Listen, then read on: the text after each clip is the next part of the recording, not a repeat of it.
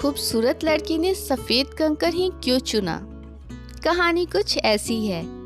बात बहुत समय पहले की है। एक किसान को अपनी बुरी आर्थिक स्थिति से हार मानकर गांव के ही एक सेठ से कर्ज लेना पड़ा, लेकिन काफी वक्त बीत जाने पर भी वह सेठ का ऋण नहीं चुका पाया।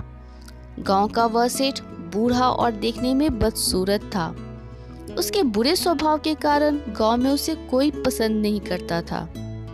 किसान के परिवार में उसके और उसकी एक बेटी के सिवा और कोई नहीं था। उसकी लड़की बहुत ही सुंदर और अच्छे स्वभाव की थी। किसान ने उसे बड़े ही लाड़ प्यार से पाला था। वह अपने पिता के साथ ही खेतों में काम करती, पर एक दिन उस बूढ़े सेठ की नजर उसकी खूबसूरत लड़की पर पड़ी और वह उस पर मोहित हो गया।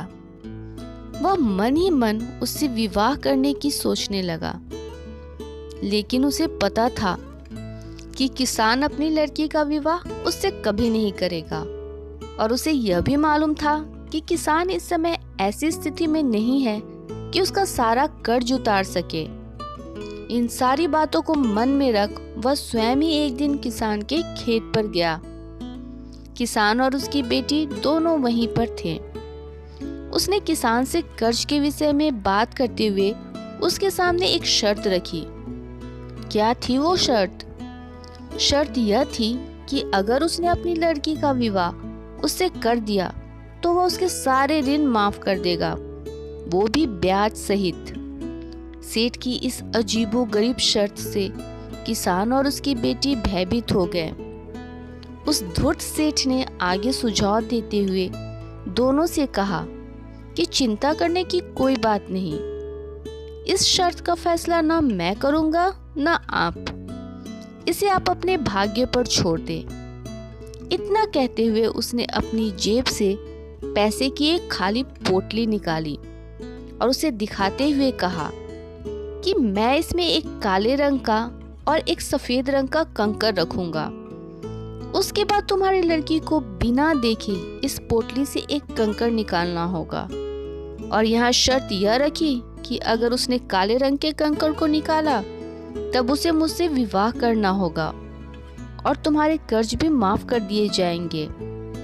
अगर तुम्हारी लड़की ने सफेद रंग के कंकर को निकाला तो इसे मुझसे विवाह नहीं करना होगा और फिर कर्ज भी माफ कर दिए जाएंगे। लेकिन अगर तुम लोगों ने मना कर दिया तो परिणाम बहुत बुरा होगा। जैसे ही किसान और उसकी लड़की उसकी इस शर्त पर आपस में बातें करने लगे, तभी सेठ अचानक कंकरों को उठाने के लिए नीचे झुका। उसने जैसे ही 2 कंकरों को उठाया, उसी समय किसान की लड़की की नजर उस पर पड़ गई। उसने देखा कि सेठ ने 2 काले कंकर की पोटली में रख दिए, जबकि नियम के अनुसार उसे एक काले रंग का और दूसरा सफेद रंग का कंकर खाली पोटली में रखना था। उसके बाद सेठ ने लड़की को पोटली से एक कंकर निकालने को कहा।